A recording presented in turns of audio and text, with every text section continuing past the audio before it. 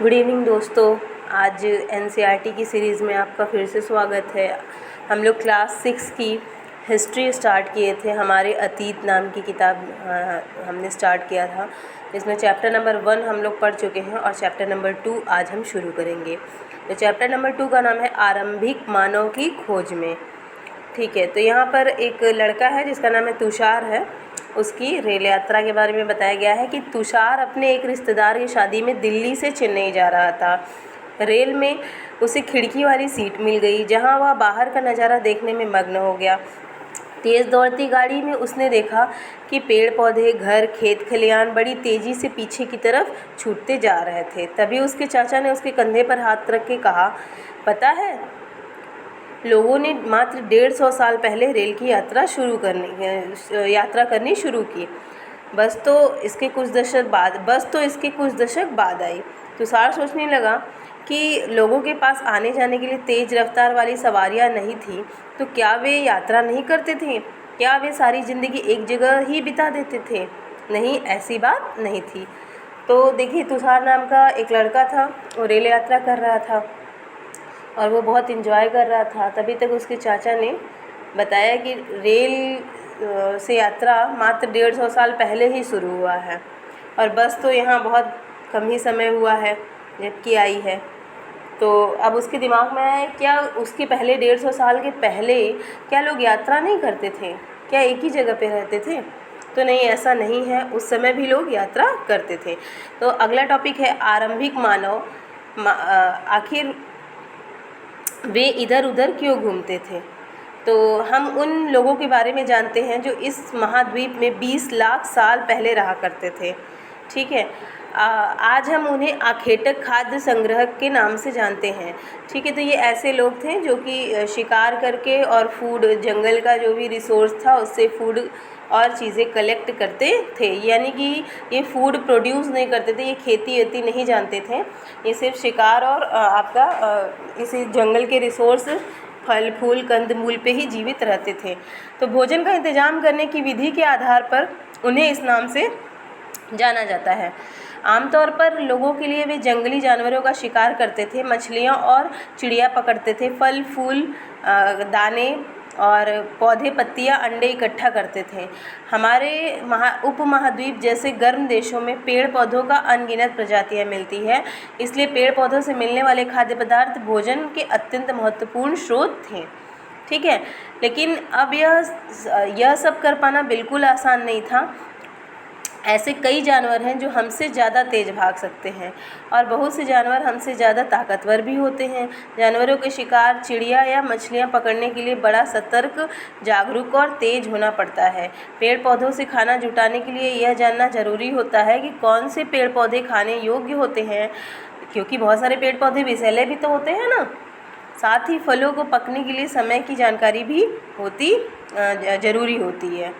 ठीक है, अब बात करते ऐसे समुदाय में रहने वाले बच्चों के ज्ञान और गुणों का वर्णन करो। तो इस तरीके की जो कि हमारा उस समय क्या कहते हैं कि जो आखेटक टाइप के या संग्राहक लोग थे, तो आप सोचिए अगर उससे रिलेटेड कोई, मान लीजिए आदिवासी समूह है, उसमें के जो बच्चे हैं, सोचिए उनके पास बहुत सारे उनके पास एबिलिटी होती है कि वो पहचान सकते हैं कि कौन सा पौधा, कौन सा पत्ता है जो दवा में प्रयुक्त होता है, कौन सा कंद फूल खाया जा सकता है। ठीक है, अब बात करते हैं आखेटक खाद्य संग्रहक समुदाय के लोगों के एक जगह से दूसरी जगह पर घूमते रहने के पीछे कम से कम 4 कारण हो सकते हैं। देखिए, ये जो उस समय के जो लोग थे, इतने पुराने वर्ष, इतने समय पहले के जो लोग थे, तो इनके एक जगह से दूसरी जगह माइग्रेट करने के 4 वजह हो सकते थे। तो पहला वजह क्या है कि वे एक ही जगह पर ज़्यादा दिनों तक रहते तो आसपास के पौधे, फलों और जानवरों को खाकर समाप्त कर देते थे, इसलिए भोजन की तलाश में उन्हें दूसरी जगह जाना पड़ता था। तो पहला कारण ये हो गया कि एक जिस जगह पर है वहाँ की चीज़ों को, भाई वहाँ के रिसोर्स वो इतना यूज कर लेते थे कि वहाँ ख़त्म हो जाता था लंबे टाइम तक, तो अब उन्हें जाना ही पड़ेगा दूसरी जगह पर।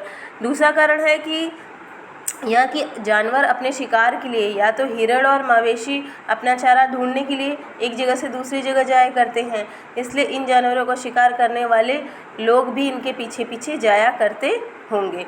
तो दूसरा कारण ये है, अभी दूसरा कारण ये भी हो सकता है कि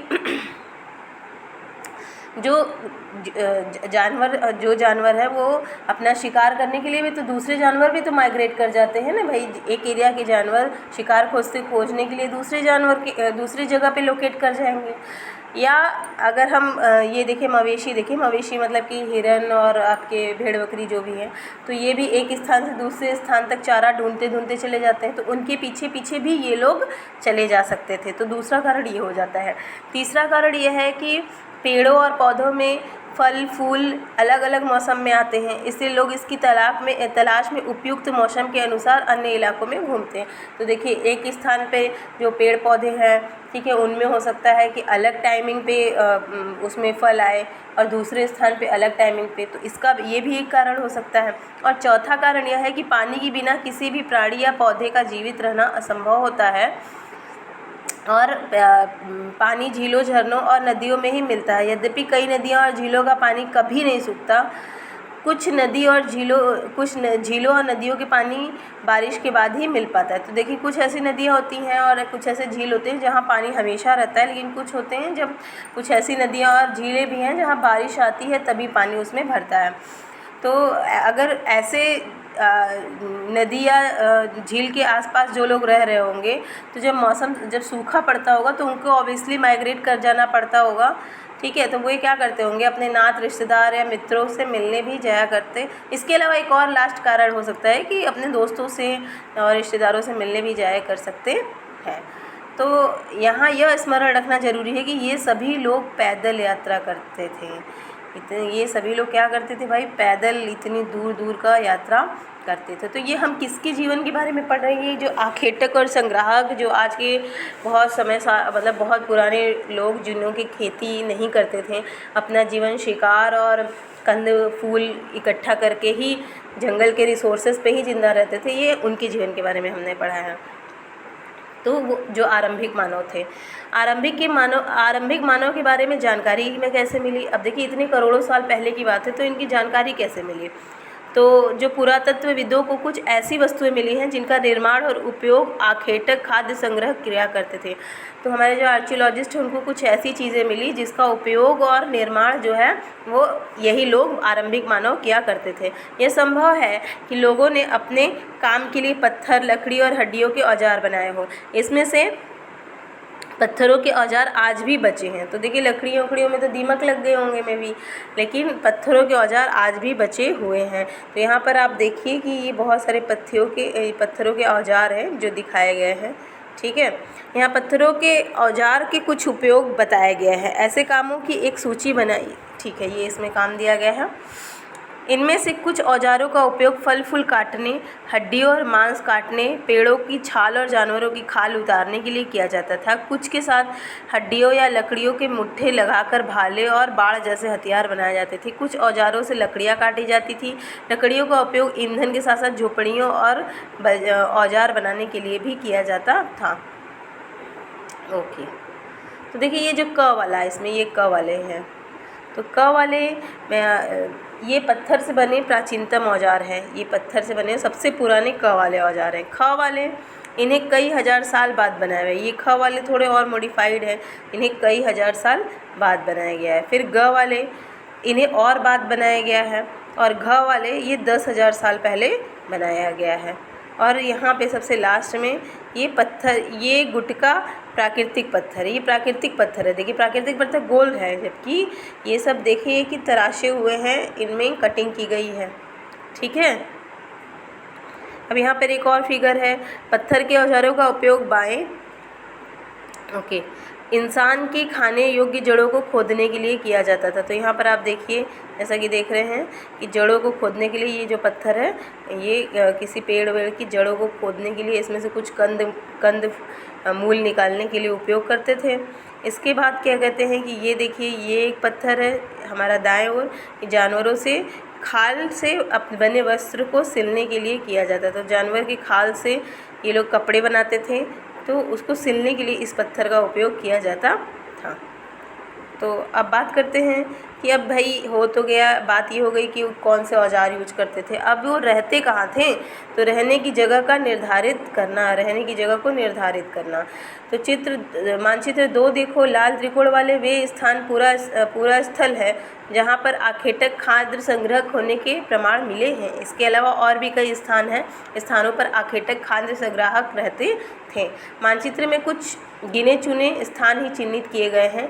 पूरा स्थान नदियों और झीलों के किनारे पाए गए हैं। तो आइए देखिए, जो लाल त्रिकोण में है ये आपके पूरा पाषाणिक ये जो पूरा स्थान थे, तो ये हम देख लेते हैं। एक ये है भीमबेटका, ठीक है। दूसरा है उसकी, ये साउथ के इलाके में सब आ रहे हैं, और कुरनूल गुफाएं, ठीक है। और यहाँ पर एक हाँ, तो ये देखिए ये आपका एमपी में आ जा रहा है और बाकी ये इधर साउथ के इलाकों में आ जा रहे हैं, ठीक है। तो ये जो हमारे हैं ये उस समय ये इस तरीके का जो जीवन बिताते थे आखेटक वाले। तो हाँ, इसके अलावा इस मैप में आपको नवपाषाण और महापाषाणिक पुरास्थल भी देखने को मिल सकते हैं। तो अगर आप देखना चाहें तो 9 स्थान जो स्क्वायर से है वो 9 स्थान, जैसे कि ये पय्यमपल्ली, ठीक है, और हुल्लूर और पय्यमपल्ली, हुल्लूर और महागढ़ा और कोलिगढ़वा और चिरांद और दाऊजल्ली, हेडिंग। तो ये सब स्थान हैं आपके नवपाषाण के। और महापाषाण पूरा स्थल ये ब्रह्मगिरी, आदि चुनलूर और आपका आ गया, तो ये 2 स्थान जो है ये। अच्छा, यहाँ पे देखिए नवपाषाण में एक बुर्ज होम भी है जो जम्मू कश्मीर वाले इलाके में, मेहरगढ़ है पाकिस्तान में, ठीक है। तो ये इनको हम आगे भी हमें पढ़ना है। चूँकि पत्थर के उपयोग बहुत महत्वपूर्ण थे, इसलिए लोग ऐसी जगह ढूंढते थे जहाँ अच्छे पत्थर मिल सके। तो इनके ज़िंदगी में देखिए इनके औजार सब कुछ क्या होता था, पत्थरों से ही बनते थे। तो ये ऐसी जगह पे रहना पसंद करते थे जहाँ बढ़िया पत्थर मिले, ठीक है, और आसानी से पत्थर मिल सके। जहाँ लोग पत्थरों के औजार बनाते थे उस स्थल को उद्योग स्थल कहते थे। तो जिस जगह पे वो औजार बनाते थे उसे उद्योग स्थल कहते हैं। हमें इन उद्योग स्थल के बारे में जानकारी कैसे मिलती है? आमतौर पर ऐसी जगह पर पत्थर के बड़े बड़े टुकड़े मिलते हैं और ऐसे उपकरण मिलते हैं जिन्हें इस स्थलों पर छोड़ गए होंगे क्योंकि वे ठीक नहीं बने होंगे, ठीक है। वो बनाते हुए मतलब कुछ ऐसे बेकार भी बने होंगे जिनको वो वहीं पे छोड़ गए होंगे। साथ ही औजार बनाने के बाद पत्थरों के टूटे फूटे टुकड़े भी इन स्थलों पर मिलते हैं। कभी कभी लोग इन स्थलों पर कुछ ज़्यादा समय तक रहा करते थे। ऐसे स्थलों को आवासीय और उद्योग स्थल कहते हैं। तो यहाँ पे भीमबेटका इस समय मध्य प्रदेश में है। ये आवासीय पूरा स्थल है, उन्हें कहते हैं जहाँ लोग रहा करते थे। इनमें गुफाओं और कंदराओं जैसे वे स्थल होते हैं जहाँ यह दर्शाया गया है। लोग इन गुफाओं में इसलिए रहते थे क्योंकि यहाँ इन्हें बारिश, धूप, हवाओं से राहत मिलती थी। ऐसी प्राकृतिक गुफाएं विंध्य और दक्कन के पर्वतीय इलाकों में मिलती है जो नर्मदा घाटी के पास है। तो आप देखिए ये भीमबेटका जो इस समय मध्य प्रदेश में है, तो उसके बारे में बताया जा रहा है एक पॉइंट में कि भीमबेटका में क्या किया जा रहा है कि यहाँ इस समय आधुनिक मध्य प्रदेश में है। यह भी एक आवासीय पूरा स्थल है। यहाँ लोग गुफाओं में रहते हैं। इसके अलावा आपका विंध्य और दक्कन के पर्वतीय इलाकों में भी गुफाओं में ये लोग रहते थे, ठीक है।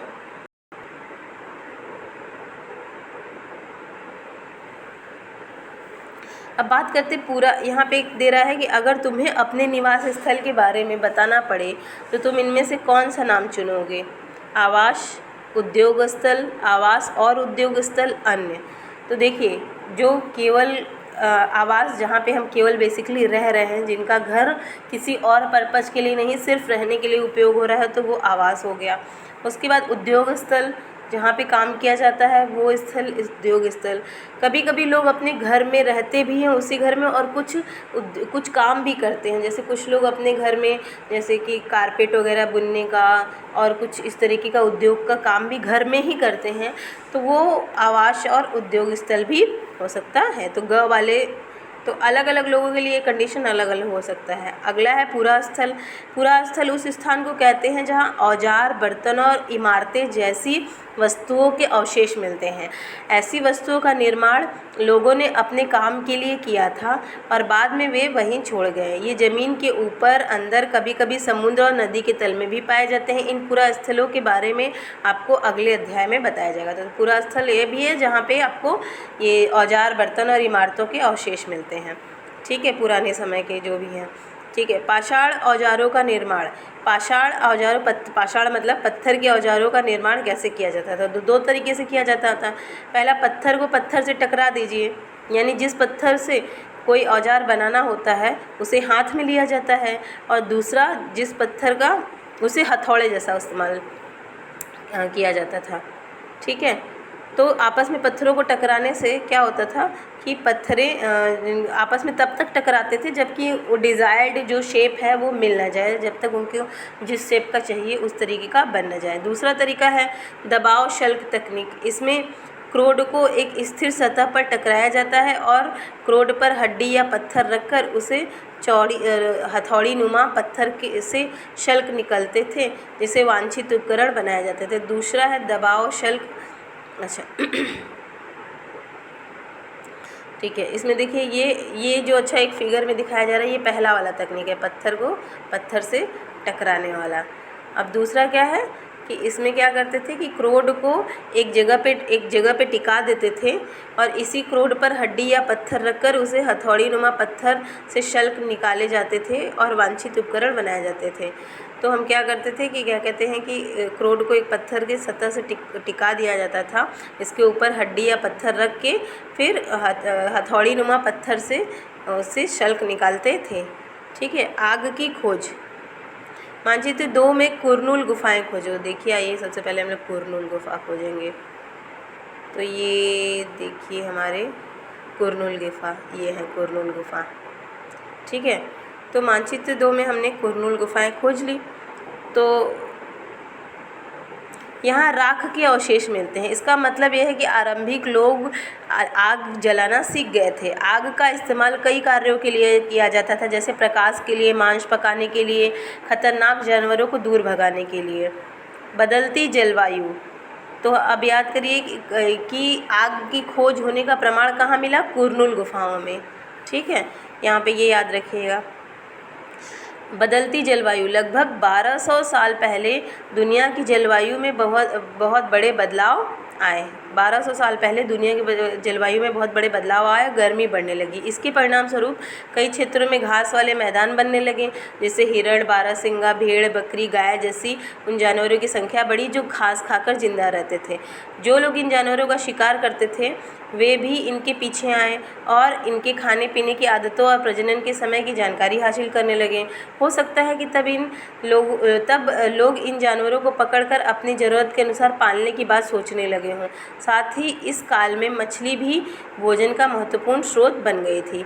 इस दौरान उपमहाद्वीप के भिन्न भिन्न इलाकों में गेहूँ, जौ, धान और अनाज प्राकृतिक रूप से उगने लगे थे। अपने आप गेहूँ, जौ, धान ये सब अपने आप उगने लगे थे मौसम परिवर्तन होने की वजह से। शायद महिलाओं और पुरुषों और बच्चों ने इन अनाजों को भोजन के लिए बटोरना। तो उस समय क्या होता था, ये खेती तो करते नहीं थे, वो क्या करते थे, ये जो लोग थे उस समय आधुनिक जो हमारे आरंभिक लोग थे उन्होंने क्या किया, इनको बटोरना शुरू कर दिया होगा। अब आइए हम देखते हैं नाम और तिथियाँ। यहाँ पर एक दिया है नाम और तिथियाँ। तो हम जिस काल के बारे में पढ़ रहे हैं, पुरातत्वविदों ने उससे उनके बड़े बड़े नाम रखे हैं। आरंभिक काल को वे पूरा पाषाण काल कहते हैं। यह 2 शब्दों से बना है, पूरा यानी प्राचीन, पाषाण यानी पत्थर से बना है। यह नाम पूरा स्थलों से प्राप्त पत्थर के औजारों के महत्व को बताता है। पूरा पाषाण काल 20 लाख साल पहले से 12,000 साल पहले के दौरान माना जाता है। इस काल को 3 भागों में बांटा जाता है, आरंभिक, मध्य एवं उत्तर पूरा पाषाण काल। तो मानव विकास की लगभग 99% कहानी इसी काल के दौरान घटित हुई। जिस काल में हमें पर्यावरण बदलाव मिलते हैं उसे मेसोलिथ यानी मध्य पाषाण युग कहते हैं। इसका समय 12,000 साल पहले से लेकर 10,000 साल पहले तक माना जाता है। इस काल के पाषाण औजार आमतौर पर बहुत छोटे होते थे, तो इन्हें माइक्रोलिथ यानी लघु पाषाण कहते थे। प्रायः इन औजारों में हड्डियों या लकड़ियों के मुट्ठे और हंसिया और आरी जैसे औजार मिलते थे। साथ साथ पूरा पाषाण युग वाले औजार भी इस दौरान बनाए जाते थे। तो देखिए, पहले तो जो पूरा पाषाण वाले औजार हैं वो तो बनते ही थे, साथ में इन्होंने और भी तरीके के औजार बनाना सीख लिया था। तो बहुत बढ़िया मतलब किस्म के औजार बनाने ये लगे थे।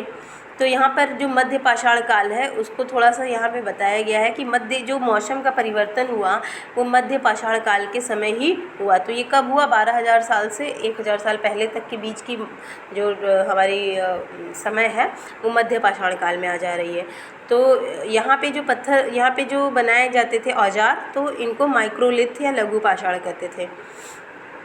ठीक है, तो इस अगले युग की शुरुआत 10,000 साल पहले से होती है। इसे नव पाषाण युग कहते हैं।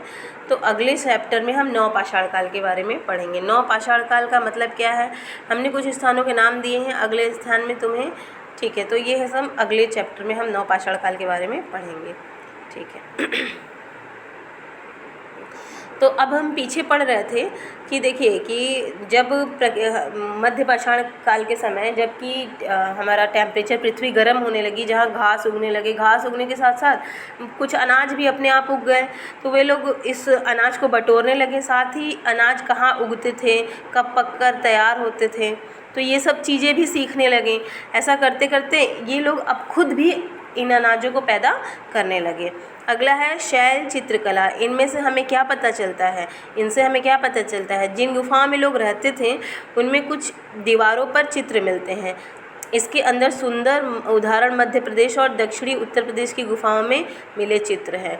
इनमें जंगली जानवरों का बड़ी कुशलता से सजीव चित्रण किया गया है। तो ये देखिए एक शैल चित्र है, एक जंगली जानवर का एक आखटक है जो शिकार कर रहा है, इस तरीके से चित्रण किया गया है। कौन क्या करता था? हमने पढ़ा कि आरंभिक लोग शिकार, फल फूल का संग्रह करते थे। वे पत्थर के औजार और गुफाओं में चित्र बनाते थे। क्या हमें कोई ऐसे साक्ष्य मिले जिससे पता किया जाए कि महिलाएं शिकार करती थी या पुरुष औजार बनाते थे, या फिर महिलाएं चित्रकारी करती थी, पुरुष फल फूल इकट्ठा करते थे?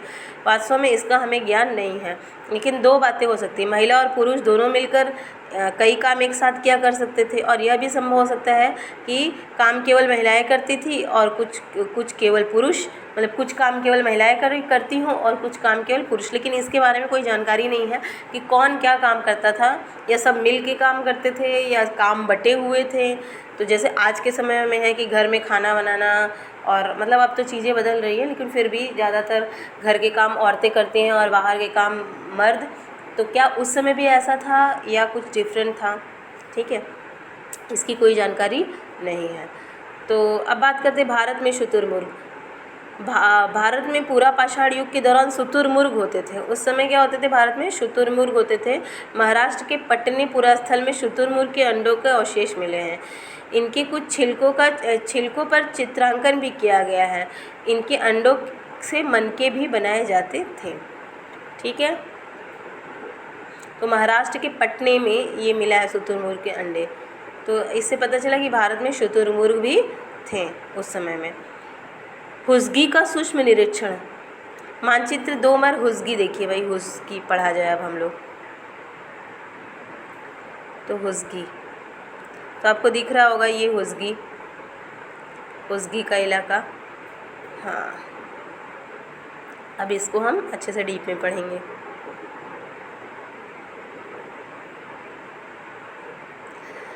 तो यहाँ पर पूरा पाषाण युग के कई पुरास्थल मिले। कुछ पुरास्थल में अलग अलग कार्यों में लाए जाने वाले कई प्रकार के औजार मिले। तो यहाँ पर बहुत सारे पुरास्थलों के अलग अलग कार्यों में लाए जाने वाले कई तरीके के औजार मिले।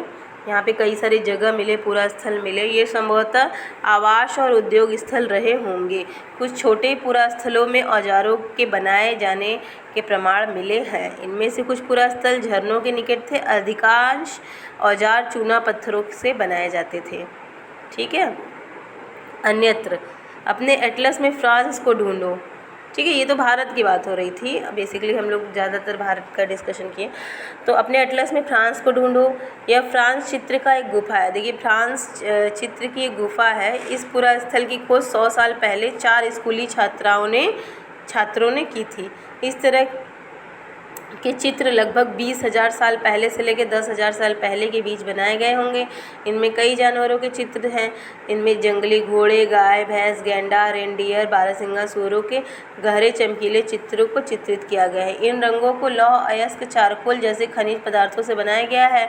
यह संभव है कि इन चित्रों को उत्सवों के अवसर पर बनाया गया था, या फिर इन्हें शिकारियों द्वारा शिकार पर निकलने से पहले कुछ अनुष्ठानों के लिए बनाया गया था। तो ये हो सकता है कि कोई त्यौहार पे बनाया गया हो, या शिकार से निकलने पहले उनका कोई रिवाज हो, उस समय ये बनाया गया हो। तो यहाँ पे देखिए जानवरों का चित्रण किया गया है। तो अब ये हमारा चैप्टर इसी प्रकार समाप्त होता है। थोड़ा सा और है। तुम आज एक कल्पना कीजिए, आप लोग भी कल्पना कीजिए कि आज से 12,000 साल पहले पत्थर की गुफा में आप रहते हैं। ठीक है, तुम्हारे मामा गुफा की एक भीतरी दीवार पर चित्र बना रहे हैं और तुम उनकी सहायता करना चाहते हो। तुम रंग बनाओगे, रेखाओं खींचोगे, या उनमें रंग भरोगे। तो ये आप कमेंट बॉक्स में बताइए कि आप उसमें से कौन सा काम करना चाहेंगे। अच्छा, एक बात बता दें, जब क्लास 6 की एनसीईआरटी ख़त्म हो जाएगी तो हम लोग एक दिन सारे चैप्टर की एक्सरसाइज एक साथ करके ख़त्म कर देंगे। तो आप लोग प्लीज़ मेरे चैनल को सब्सक्राइब कीजिए और बेल आइकन प्रेस कीजिए, कमेंट कीजिए, और क्या अगर कोई गलती समझ में आ रही हो तो उसे भी कमेंट कीजिए ताकि हम अपनी वीडियोज़ में सुधार कर सकें। Thank you.